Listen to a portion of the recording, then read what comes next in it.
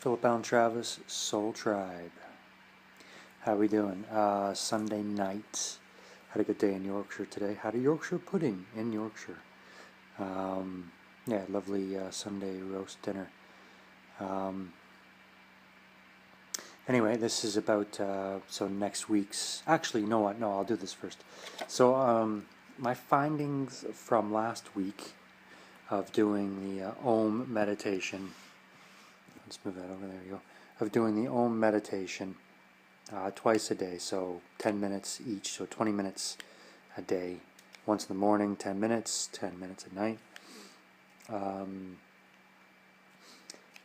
I found that right after, that feeling of peace and calm and stillness and all that comes along with it.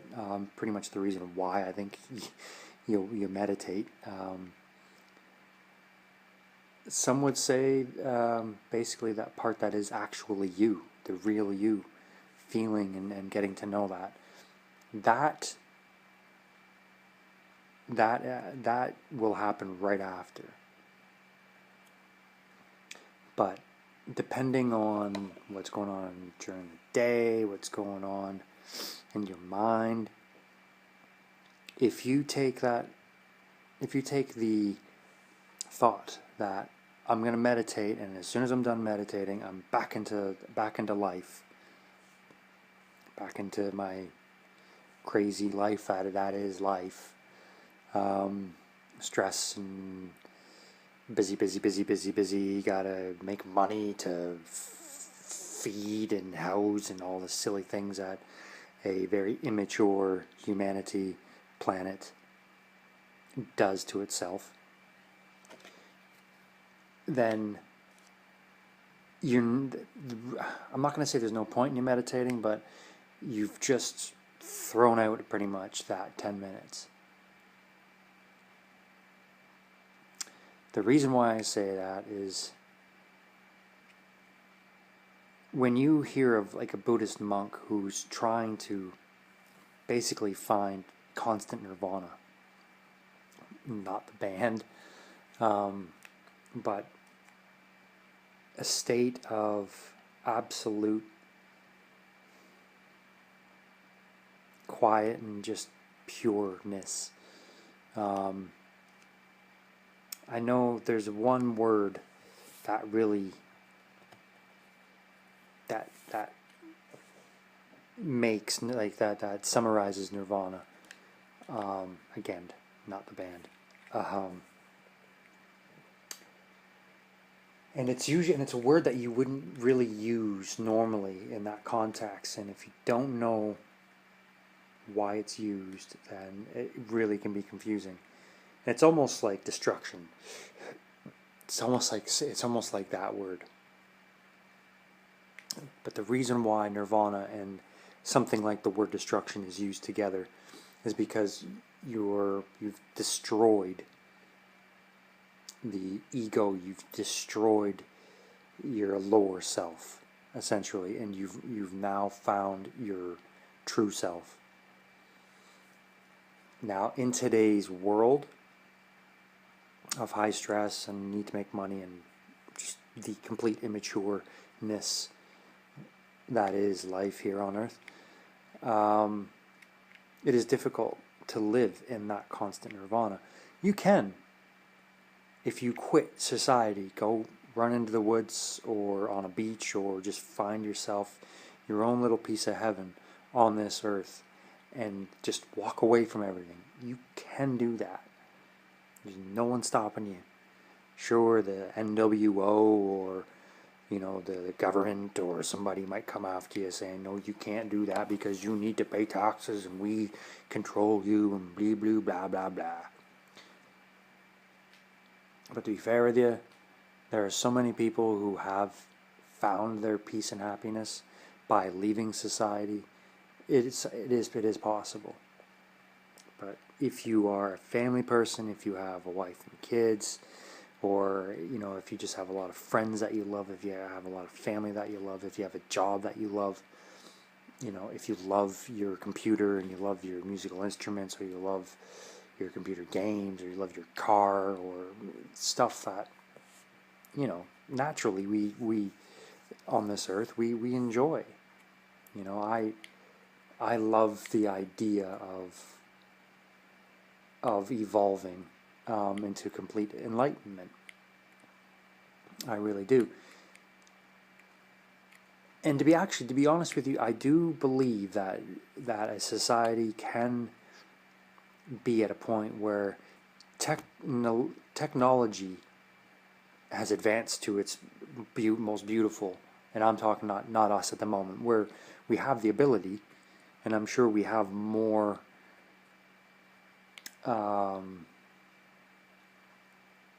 you know, more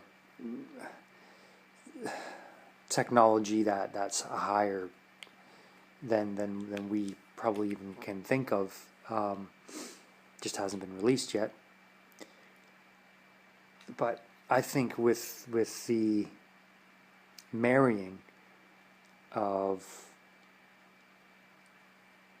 living in peace and harmony with nature, but also evolving with technology and science, putting those two together, I think makes for a beautiful, beautiful planet. You know, I see nothing wrong if we lived without destroying forests and all that. Like if we lived almost like, you know, Ewoks kind of, but like on just a different scale. But if we lived in trees, or if we lived in comfortable housing that, you know, is warm and has all the comforts that we enjoy, and would have energy and lights and computers, and yet when we go out, we're, you know, and when we just talk to each other, we're peaceful. That is possible. Anyway, I'm blabbing. I'm absolutely blabbing.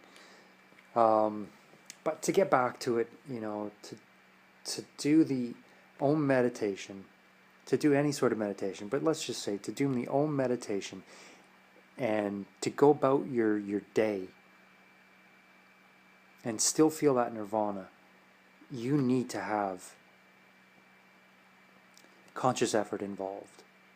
The moment you open your eyes, or the moment you say your last Om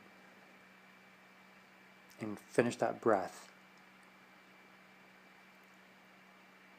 if you just wake up and all of a sudden, that's it, I'm done my meditation, boom, just like an exercise, okay, I'm done, yoga or whatever, and you don't take it in, and you don't feel it, and you don't hold it, I don't see the benefit. Sure, for 10 minutes you were in peace, and that does have benefit to you and your mind and all that, and if you do it enough times, sure, I'm sure there'll be like a domino effect. But if you work, and I'll use this just because I've worked in so many, but if you work in a kitchen where it is busy, and you just finished your own meditation, and you go work in that kitchen where they need you to be working fast, and you're going to be working with people who are angry and frustrated, and they're going to take it out on you, and they're going to look at others and go, why can't you do your job like I do my job? Why don't you do it like me? I do my job better than you. Why isn't that person, you know, why am I working so hard and no one else is working as hard as me? All this egotistical stuff where just do your job and fucking go home. I'm sorry. See, I need to meditate, but that stuff really upsets me. That stuff really upsets me. Because, just do your job. Whatever someone else isn't doing, fair enough. Hopefully your boss, the manager, if you are not the boss, your manager, will notice what they are not doing. Let them deal with it. Make your point. Go to your boss. Say, this, I'm noticing this. I'm picking up the slack for them. I'm just letting you know this. The boss will see that you're putting in the effort. But the problem is, and I've worked in many places, you know, housekeeping and kitchens and stuff, where if you work hard they'll use you. If you don't work hard, they'll keep you, but they'll just get the person who works hard to pick up your slack. Some places will let go of that person who's lazy and who doesn't, I've seen that happen. But for the most part, because they need people, whether you have experience or not, as long as you show up, they'll keep you. Anyway, that's my rant for that one. Om meditation, amazing. In order for you to keep that going, you need to make that conscious effort. So my next one that I'm going to do next week is the Om Mani Pedme Hum. And some people are going to say, well, what does that mean? And I've looked through this, and like most mantras, the fact that you're looking for a vocal meaning, a verbal meaning, you kind of don't understand. You're not understanding what the meditation and the mantra is, because it's beyond verbal. It's beyond words. It's even beyond feeling, to be honest with you.